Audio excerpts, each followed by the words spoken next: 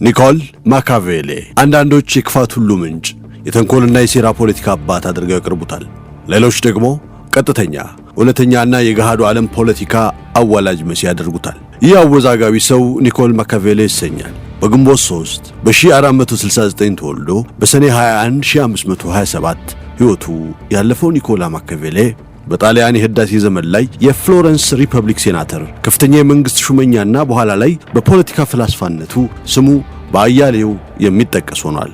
የማካቬሌ ወዳጆች ልዑሉ የተሰኘውን ታዋቂ የፖለቲካ ፍልስፍና መጽሐፍ ለእውነተኛ የፖለቲካ ሐሳብም ሆነ እሱን ተከትሎ ለሚመጣው የፖለቲካ ሥርዓት እንደ መጽሐፍ ቅዱስ ሆኖ በማገልገሉ የእውነተኛ ፖለቲካ መጽሐፍ ቅዱስ ሲሉ ያንቆለጳጵሱታል።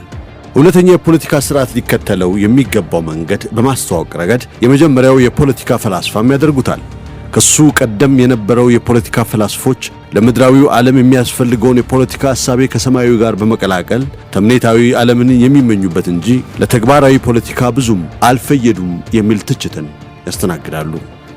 የፖለቲካ ሐሳቤን እንዲሁም የፖለቲካ መሪን ስብዕና ከሥነ ምግባር መርህ ጋር በማቆላለፋቸው የሰው ልጅ መሠረታዊ ባህሪውን ታሳቢ ያላደረገና ለተግባራዊ እውነተኛ ፖለቲካ ብዙም ፋይዳ የሌላቸው ተደርገው ይወሰዳሉ። በሌላ በኩል ግን ማካቬሌ የሚወደስበትም ሆነ የሚኮነንበት ይህ ልዑሉ የተሰኘው መጽሐፍ በመጀመሪያ ለመለየት የሞከረው ሥነ ምግባርን ከፖለቲካ እሳቤ ነው። በማካቬሌ እሳቤ የአንድ መሪ ተክለ ቁመና የሚመዝነው በቆመለት ዓላማ ወይንም ሊያሳካው ባነገበው ግብ እንጂ በሚከተለው የሥነ ምግባርና የሃይማኖት እሳቤ ሊሆን አይገባም ባይ ነው። ስለሆነም ይላል ማካቬሌ፣ ስለሆነም አንድ መሪ ምንም አይነት የሞራልም ሆነ የሥነ ምግባር መርሆት ሊኖሩት አይገባም የሚል ሲሆን አስፈላጊ ሲሆን የሚከተላቸው የሞራል ሕግጋትም ወደ አነገበው ዓላማ የሚያደርሱትን ብቻ ይሆናል። በዚህም አንድ መሪ ቢገድል፣ ቢዋሽ፣ ቢጨክን፣ ቢከፋ ከሚያመጣው ውጤት አንጻር ድርጊቶቹ ሁሉ ትክክለኛ ተደርገው የሚወሰዱለት እንጂ ፈጽሞ የሚያስወቅሱት ሊሆን አይገባም ባይ ነው። የፖለቲካ ስልጣንና ሕዝብን የማስተዳደር ጉዳይ በመሆኑ ከሰው ልጅ የቀደመ ዘመን ጀምሮ የሚገኝ ጉዳይ ያደርገዋል። ዘመናዊ የፖለቲካ ሐሳቤ ተደርጎ የሚወሰደው የሰው ልጅ በፍቃዱ መርጦ መሪዎቹን ወደ ስልጣን ማቅረብ ነው። በዚህም ሰው በመረጠው የፖለቲካ ባለስልጣን ሲመራ ሕዝብና መንግስት የተናበቡበት ተደርጎ ይወሰዳል። የሕዝብና የመንግስት ፍቅር ግን ብዙም ሳይቆይ ለንትርክ መዳረጉ አይቀርም። ሕዝብ ብዙ ይፈልጋል፣ መንግስት ብዙ ያጠፋል። ይህ በነባራዊው ዓለም ሁሌም የሚከሰት ጉዳይ ሲሆን በዚህ ጉዳይ ላይ ከ500 ዓመታት በፊት የነበረውን ማካቬሌ እንዲህ ይላል። መንግስት በተለያየ መንገድ ስልጣኑን ሊያገኝ ይችላል።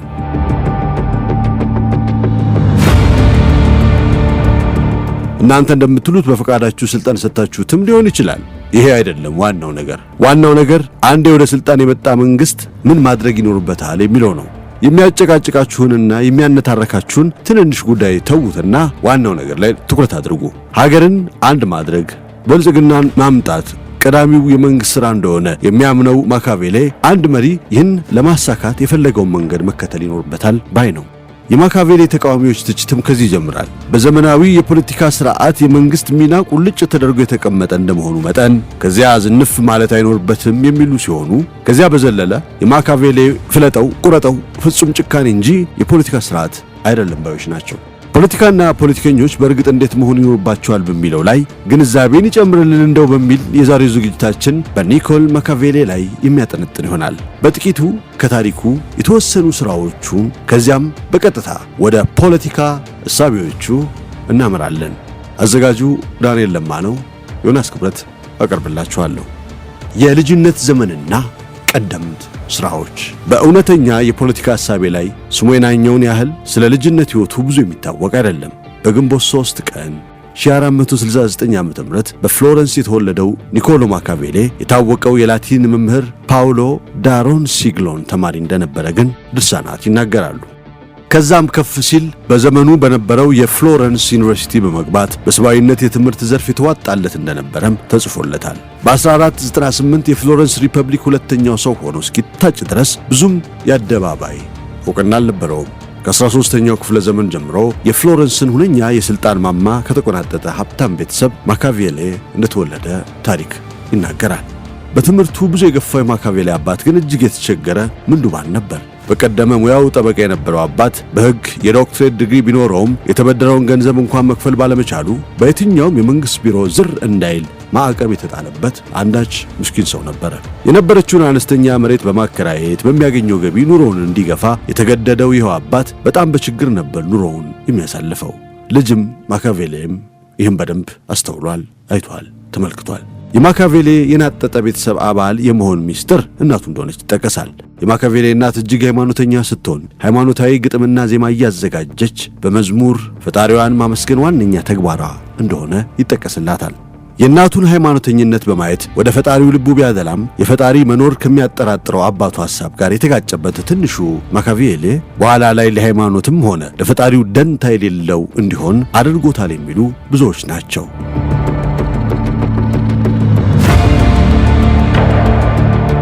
የዘመን መንፈስ አያሌ የታሪክ መጽሐፍትን ሲያነብ ለኖረው ማካቬሌ በሱ ዘመን የነበረችው ፍሎረንስም ሆነች ጣሊያን በታሪክ ከሚያውቃት ታላቋ ሮማ ጋር ሊገጥምለት አልቻለም ነበር። በእርግጥ በወቅቱ ፍሎረንስ ሪፐብሊክ ነበረች። በሕዝብ የተመረጠ ስልጣን የሚይዝበት በተለያዩ 8 ክፍሎች የተከፋፈለችው ፍሎረንስ ሁሉንም ጠቅልሎ የሚመራ አንድ ጠቅላይ ሚኒስትርም ነበራት። ምንም መረጋጋት ያልነበራት ፍሎረንስ በየሁለት ወሩ ሁሉ ምርጫ ታደርግ ነበር። ይህም በመርህ ደረጃ የፖለቲካ ስልጣንን ከአንዱ ወደ ሌላው እንዲሸጋገር ቢያደርግም በተግባር ግን ለተወሰነ ጊዜ እንኳ የረጋ የፖለቲካ ስርዓት ስልጣን እንዳይኖር አድርጎ ነበር። አጠቃላይ ሁኔታው ቅጥ አምባሩ የጠፋበት፣ በየጊዜው በሚደረገው ምርጫ በሚሸረቡ ሴራዎች መሪዎች ወደ አምባገነንነት ያዘነበሉበት፣ ሙስና የተንሰራፋበት ነበረ ዘመኑ። እንግዲህ ይህ ሁሉ የሚከወንበት ማህበረሰብ ውስጥ ነው ማካቬሌ ልጅነቱን ያሳለፈው። የ9 ዓመት ሕፃኑ ማካቬሌ አንገቱ በገመድ የተንጠለጠለ ልዑል ያየው በፖለቲካ ምክንያት ነበር። ፖለቲካዊ ስርዓቱም የሚታሰበውና የሚተገበረው እጅግ የማይገናኝበት ዘመን ነበር። ሀገር በሙስና ሲጨማለቅና የፖለቲካ ስርዓቱ ሲተረማመስ በመጀመሪያው ረድፍ ከሚጠቀሱት ባለስልጣናት ማካቬሌ ራሱ አንዱ ነበር። ይህ ሁሉ ጥንቅጥ ማካቬሌ ላይ ያሳደረው ጫና ማካቬሌ ማካቬሌን እንዲሆን አድርጎታል የሚሉ አያሌ ናቸው። ዋና ስራዎቹ ማካቬሌ የመንግስት ሥራን ሀገሩ ላይ ሲሰራ በፍሎረንስ ታሪክ ላይ የሚያጠነጥን የግጥምና የፖለቲካ ተታን ይጽፍ ነበር። በመቀጠል የፍሎረንስ የውጭ ጉዳይ ሴክሬታሪያት ሆኖ በየሀገሩ በሚዞርበት ወቅት ነበር እጅግ ስሙ የናኘበትን የፖለቲካ ፍልስፍና ይጽፍ የነበረው። በአንድ ወቅት ለወዳጁ በጻፈው ደብዳቤ ቀኑን እንዴት ያሳልፍ እንደነበረ ሲገልጽለት ሁልጊዜም ጠዋት ላይ በደኑም በጫካውም ስዞር ውላለሁ፣ ከሰዓት በኋላም ደግሞ ከወዳጆቼ ጋር አንድ ግሮሰሪ ቢጤ ቁጭ ብዬ ስጠጣና ካርታ ስጫወት አሳልፋለሁ። እንግዲህ እንዲህ ሲሆን ውዬ ነው ማታ ገብቼ ንባቤንና ምርምሬን የምቀጥለው። ንባቤንና ምርምሮቼን ለእኔ ብቻ የተፈጠሩ የተለዩ ውቦቼ ናቸው። የተፈጠርኩትም ለእነሱ ይመስለኛል። ልዑሉ የተባለውን መጽሐፍ ለመጻፍ ዝግጅት እያደረገ መሆኑንም በዚሁ ደብዳቤ ላይ የገለጸ ሲሆን ልዑሉን ብቻ ሳይሆን ዲስኮርስ ኦን ሌቪዬ የተባለውን በመጠኑ ዳጎስ ያለና በይዘቱም ለየት ያለ መጽሐፍ ጽፏል። ሁለቱም መጽሐፍት ግን ለመታተም የበቁት ከሱ ህልፈት በኋላ ሲሆን ዲስኮርስ በ1531 ዘ ፕሪንስ ወይንም ልዑሉ ደግሞ በ1532 ለመታተም ችለዋል። ማካቬሌም በመጽሐፎቹ መግቢያ ላይ እንደገለጸው እነዚህ ሁለት ሥራዎቹ ከሌሎቹ ሁሉ የሚለዩና ያለውን ዕውቀት በሙሉ አሟጦ እንደጻፋቸው መግለጹ ይታወቃል። እነዚህ ሁለት መጽሐፍት በይዘታቸውም ሆነ በሚሰብኩት የሥነ ምግባር መርህ እጅግ የሚቃረኑ ሲሆን እውነተኛው ማካቬሌ ስብዕናም እንዲህ ነው ለማለት ግራ ያጋቡ ሆነዋል። ልዑሉ የሚለው መጽሐፍ በይዘቱ በጣም ትንሽና ለመረዳትም ቀላል ነው። ትኩረት ያደረገው በተለይ አዲስ ስልጣን የሚይዝ ልዑል ላይ ሲሆን በብዙዎቹ አስተያየትም በጣም አደገኛና እጅግ ጨካኝ ተደርጎ ይወሰዳል። ዲስኮርስ ኦን ሌቪዬ ደግሞ ዳጎስ ያለ መጽሐፍ ሆኖ ለመረዳትም የሚያስቸግር ሲሆን እጅግ ምክንያታዊ በሆነ መንገድ መልካም የሆነ የሞራል መርሆችን በመከተል ሀገረ መንግስቱን በሰላም ስለማቆየት አጥብቆ የሚመክርበት ነው።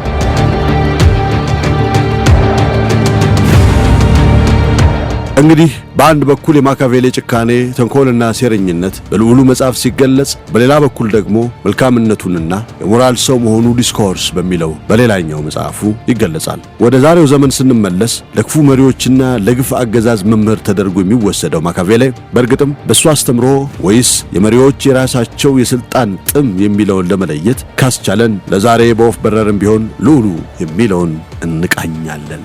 በቀጣይ ሌላውን ለማየት እንሞክራለን። ልዑሉ ዘ ፕሪንስ። የልዑል የተሰኘው የማካቬሌ የፖለቲካ ፍልስፍና መጽሐፍ በአራት ነገሮች ላይ ያጠነጥናል።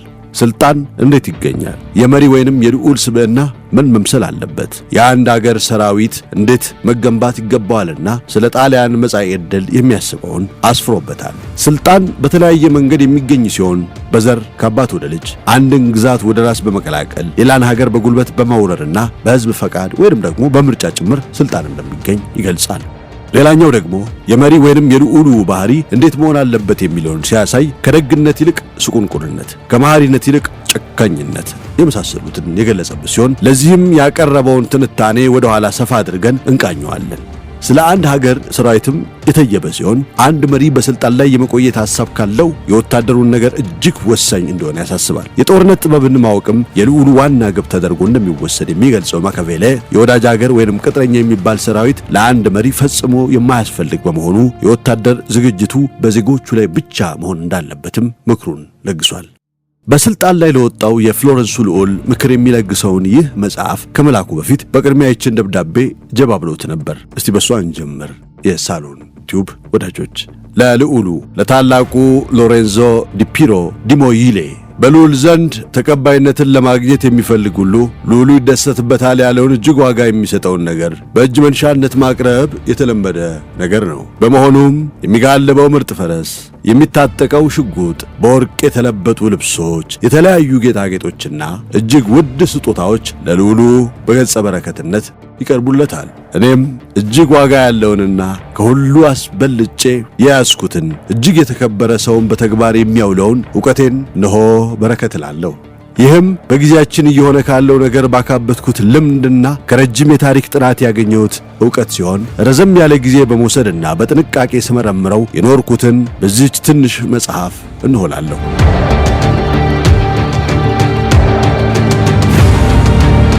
ምንም እንኳን ይህ ሥራ የእርሶን ትኩረት ለማግኘት ዋጋ ቢስ አድርጌ ማሰቤ ባይቀርም በደግነቱ እንደሚቀበሉኝ ግን ፍጹም እምነት አለኝ። በከባድ አደጋና በአስቸጋሪ ሁናቴ ውስጥ ሆኜ በዕድሜ ሙሉ የቀሰምኩትን ዕውቀት ይህቺ የላኩሎት ትንሽ ስጦታ በአጭር ጊዜ እንዲረዷት መልካም አጋጣሚን ትፈጥራለች። በዚህ ጉዳይ ላይ ፍጹም ጽኑ አቋም ከሚወስዱ ሰዎች ጋር መነታረክ አልፈልግም። ትሑትና ሕግ አክባሪ ሰው በልዑሉ ጉዳይ ለመወያየትም ሆነ ትችትን ለመሰንዘር ድፍረቱን ከየት ያመጣዋል? ሰዎች መሬት ላይ ሆነው እንዴት የተራራውን ጫፍ ሊረዱ ይችላሉ? ወይም የተራራው ጫፍ ላይ ሆነው መሬቱን እንዴት መረዳት ይችላሉ? እንደዚህ ሁሉ የሰዎች ተፈጥሮ ለመረዳት ልዑሉን መሆን ሲያስፈልግ ልዑሉንም ለመረዳት ከዜጎች አንዱ መሆን ያስፈልጋል። ስለሆነም ይህችን ትንሽ ስጦታ በላኩሎት መንፈስ እንዲረዱልኝ እጠይቃለሁ። በጥንቃቄ ካነበቧትና በቁም ነገር ከወሰዷት ዕድልና ተስፋ ያላቸው ሌሎች መልካም ነገሮች ተጨምረውበት ወደ ታላቅነት እንዲመራዎት ያለኝን ጥልቅ ፍላጎት ይረዱበታል። አክባሪዎት ኒኮል ማካቬሌ። ስለ መወደድና መኮነን ልዑሉ ከሚመራቸው ሕዝቦች ጋርም ሆነ ከወዳጆቹ ጋር የሚኖረው ግንኙነት ምን አይነት መሆን ይገባዋል የሚለው የማካቬሌ ዋናው ጉዳይ ተደርጎ ይወሰዳል። የሁናቴ ሲገለጽም በዚህ ጉዳይ ላይ ብዙዎች የተለያየ ነገር እንደሚሉ አውቃለሁ። በመሆኑም እጅግ ክፉ አድርገው እንደሚያስቡኝ መጠበቅ አይቀርም።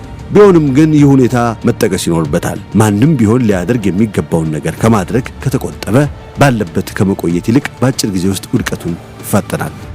ስለሆነም ስልጣኑን ለማቆየት የሚሻ መሪ እንዴት የተሳሳቱ የሚባሉ ነገሮችን ማወቅና እነዚህንም ክፋቶች እንዳስፈላጊነታቸው ለምን መጠቀም እንዳለበትና ለምን መጠቀም እንደሌለበት ጠንቅቆ ማወቅ ይኖርበታል። ስለሆነም ሐሳባዊ ወይንም ተምኔታዊ የሆነው ነገር ለይተን ወደ ጎን በማድረግ ስለ እውነተኛው ነገር የምናወራ ከሆነ ለማንኛውም ሰው በተለይ ለልዑሉ በኋላ ላይ ሊያስኮንኑ ወይንም ሊያስወድሱ ስለሚችሉ ባህሪዎች ነው። ስለ ባህሪያት ስናወራ አንደኛው ለቀቅ ያለ፣ ሌላኛው አካባጅ፣ አንዱ ለጋስ፣ ሌላኛው ስስታም፣ አንዱ ጨካኝ፣ ሌላኛው ሩህሩህ፣ አንዱ ካዲ፣ ሌላኛው ታማኝ፣ አንደኛው ደካማና ፈሪ፣ ሌላኛው ልባምና ጀግና፣ አንደኛው ወዳጃዊ፣ ሌላኛው ትዕቢተኛ፣ አንደኛው ደስታን የሚሻ፣ ሌላኛው ቁጥብ፣ አንደኛው አክባሪ፣ ሌላኛው አዋራጅ፣ አንደኛው ፈሪሃ እግዚአብሔር፣ ሌላኛው ፈጣሪን የማያውቅና የመሳሰሉት ባህሪያት ይኖራሉ።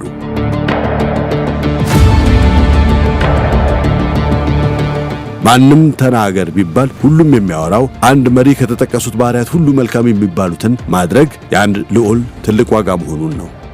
ነገር ግን እነዚህ መልካም የተባሉ ባህሪያት ሰዎች ጋር በፍጹም የሌሉና የሚታዩባቸው እንጂ የሰው ልጅ ሁኔታ ፈጽሞ ለእነዚህ መልካም ለሚባሉ ባህሪያት የተመቸ አይደለም። ልዑሉም ቢሆን መጠንቀቅ ያለበት እነዚህን መጥፎ በተባሉ ባህሪያት የሚመጣን ትችት በመፍራት ሀገሩን እንዳያጣ ነው። ሀገሩን ሊያሰጡት ካልቻሉ እነዚህን ትችት የሚያመጡ መጥፎ የተባሉ ባህሪያት ቢተዋቸው መልካም ነው። ይህ ካልሆነ ግን እነዚያን ሁሉ ክፋቶች ለማድረግ ቅንጣት ያህል ጥርጣሬ ውስጥ መግባት የለበትም። ሀገሩን ለመታደግ ብሎ ባደረጋቸው ክፉ ድርጊቶች ምንም ሊጨነቅ አይገባውም። ምክንያቱም ነገሩን በጥንቃቄ ካየነው የሞራል ልዕልናን ተከትሎ የሚያደርጋቸው ድርጊቶች የሀገሩን ውድመት ሲያስከትሉ፣ በሌላ በኩል ግን እጅግ የከፉት የተባሉት ድርጊቶች ብልጽግናንና ሰላምን የሚያመጡ ሆነው ይገኛሉ። ደግነትና ክፋት። የልዑሉ ባህሪ ምን መሆን እንዳለበት እስካወቅን ድረስ በመልካም ሥራ መታወቅ በጣም ጥሩ ነው። ይህ መልካምነት ግን አንተን የሚጎዳ ፈጽሞ መሆን የለበትም። ደግሞም ይህ የምታደርገው ደግነት ሳይታየልህ የፈራሃው ትችት የሚጎደጎድብህ የዚህን ተቃራኒ ክፋት እንዳደረገ ሰው ነው። አንድ በለጋስነቱ እንዲታወቅ የሚፈልግ ሁሌም በዚያ ለጋስነቱ መቀጠል ይኖርበታል። በዚህ ሁኔታ የሚቀጥል ልዑል ደግሞ በስተመጨረሻ ሀብቱን ሁሉ የሚያጣ ይሆናል። በመሆኑም ያባከነውን ገንዘብ እስኪያገኝ የሚመራውን ሕዝብ ለመበዝበዝና ብዙ ግብር ለመጣል ይገደዳል። በዚህም የሚመራው ሕዝብ የተጠላና ማንም ዋጋ የማይሰጠው የተናቀ ምስኪን ምንዱባን ይሆናል። አንድ መሪ ከሁሉም በላይ የተጠላና የተናቀ እንዳይሆን መጠንቀቅ አለበት። የደግነት መጨረሻ የሚሆነው ግን መጠላትና መናቅ ብቻ ነው። ደግ በመሆንህ እየተተቸ ትጠላለህ። ስለሆነም ብልህ መሪ ጨከን ማለት ይኖርበታል። በዚህም ያልተጠላ ትችትን ብቻ የሚያስተናግድ ይሆናል። መወደድ ወይስ መፈራት? መወደድ መልካም ነገር ነው። ሰዎች የወደዱህ መስለው ሊታዩ ይችላሉ። እንደሚወዱም ቃላቸውን ሊሰጡ ይችላሉ። የእነሱን ቃል መግባት ያመነ መሪ ውሃ በላው ማለት ነው። ድምጥማጡ ይጠፋል። በገንዘብም ወዳጅነትን መግዛት ይቻል ይሆናል፣ ግን አስተማማኝ አይደለም። በፈለግከው ጊዜ እንደምታገኘው አትተማመንበትም። ሰዎች ከሚፈሩት ይልቅ የሚወዱትን ማስቀየም ይመርጣሉ። መወደድ ከሰዎች ደካማ ተፈጥሮ የሚገኝ በመሆኑ በየትኛውም አጋጣሚ ለራሳቸው ሲሉ የሚያፈርሱት ነገር ነው። ፍርሃት የሚመጣው ግን ከሚደርስባቸው ቅጣት በመሆኑ በቀላሉ የሚናድ አይሆንም። አንድ መሪ የሕዝቡን ፍቅር ካላገኘ መፈራቱ መልካም ይሆናል። ይህ ከባድ አይሆንም። እንዲፈሩት እንጂ እንዲጠሉት ሳያደርግ ሊይዛቸው ይችላል። ሰዎችን ንብረታቸውን እስካልነካህና ሴቶቻቸውን እስካልከጀልክ ድረስ ነገሩ ቀላል ነው። አስፈላጊ ከሆነ ሕይወታቸውን ነጥቀህ እንኳን በበቂ ሁኔታ ካስረዳ ነገሩ ከባድ አይሆንም። ከንብረታቸው ላይ ግን እጅን ማንሳት ያስፈልጋል። ምክንያቱም የሰው ልጅ ቅንጣት ርስቱን ከመተው ይልቅ የአባቱን ሞት በቀላሉ የሚረሳ ፍጡር ነው።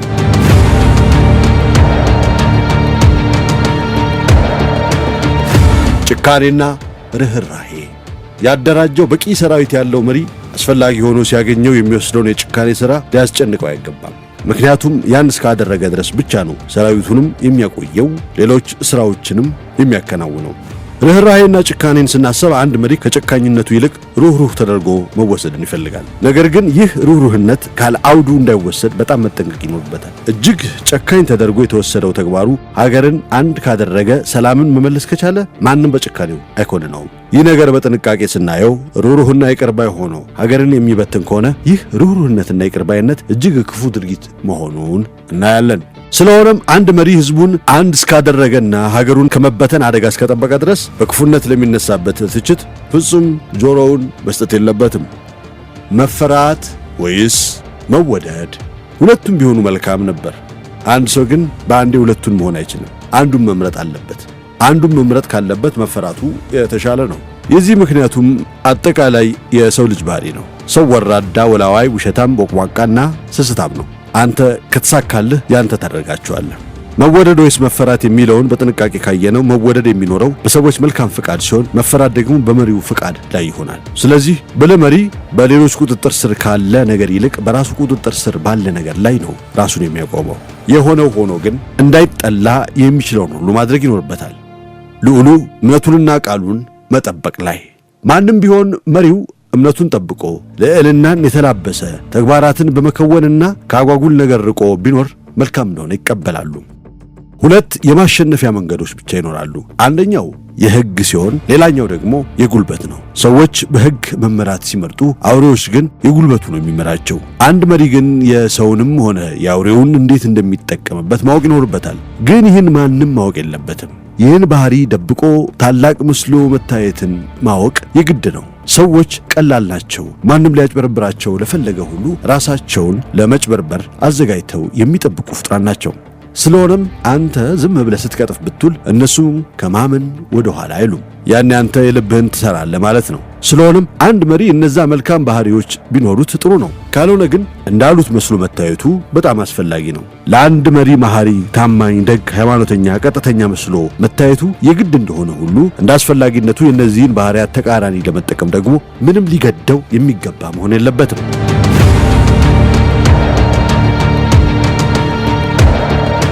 ልዑሉ እነዚህን 5 ባህሪያት በተመለከተ በስህተትም ቢሆን የአፍ ወለምታ እንኳን ሊያሳይ አይገባም። ይህን እስካደረገ እያንዳንዱ የሚያየውም ሆነ የሚሰማው መሐሪ፣ ታማኝ፣ ደግ፣ ቀጥተኛና ሃይማኖተኛ ተደርጎ ይወሰዳል። ይህን እስካደረገ ድረስ ዋነኛው ነገር አድርጓል ማለት ነው። አብዛኛው ሰው አንተ መስለ የቀረብከውን ነው የሚያምነው። ጥቂቶቹ ምናልባት ከአንተ ጋር ግንኙነት ያላቸው በትክክል ማን እንደሆንክ ሊያውቁ ይችላሉ። ግን በምን ድፍረታቸው ነው አብዛኛው የደገፈውን ሊቃወሙ የሚችሉት? በዚህ ላይ ሁሉን ልታደርግበት የሚያስችልህ የመንግስትነት ስልጣን በእጅ ነው። ቅን በመሆኑና በሁሉም አንደበት በመሞገሱ ልዑሉ ሀገሩን በመምራቱና ስልጣኑን በመያዙ ያመሰግኑታል። የዚህ ምክንያቱ ሰፊው ሕዝብ ሁልጊዜም ገብስገብሱን ስለሚቀበል ነው። በዚህ ዓለም ላይ ደግሞ እንደ ሳሙና ጠፍጥፈ የሠራኸው ሰፊው ሕዝብ ነው ሁሉን አድራጊው። እንግዲህ የዘመኑ ብልህ መሪ ለስሙ ስለ ሰላምና ታማኝነት መስበክ የዘወትር የማያሻማ ሥራው መሆን ይኖርበታል። እነዚህ ግን እጅግ የማይረቡ እንደሆኑ ጠንቅቆ ያውቃል። እንደ ስብከቴ ልኑር ካለው አገሩን ጭምር ነው የሚያጣው። እንዲህ እያለ ማካቬሌ ይቀጥላል። ቸርን ሰንብቱ።